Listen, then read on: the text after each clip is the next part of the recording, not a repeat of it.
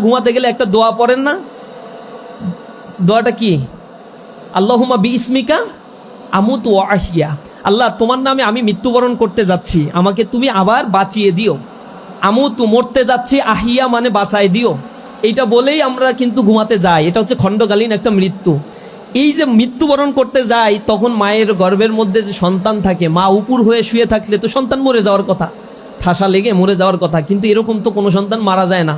তাহলে তার রক্ষণাবেক্ষণের জন্য আল্লাহ রাব্বুল আলামিন ফেরেশতা নাজিল করেন। হাদিসের মধ্যে আসছে 70-এর অধিক ফেরেশতা আল্লাহ রাব্বুল আলামিন দিয়ে তাকে রক্ষণাবেক্ষণ করে থাকেন।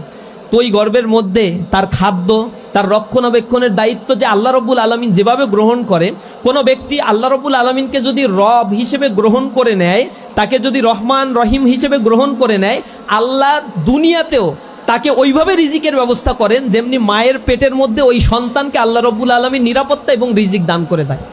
এই জন্য রবের পরিচয় হচ্ছে রহমান আর রহিম। এটা আরবি পড়লে এই শব্দগুলো যখন কোরআনে তেলাওয়াত করবেন নামাজের মধ্যে, তখন দেখবেন খুব প্রশান্তি মনে হয়।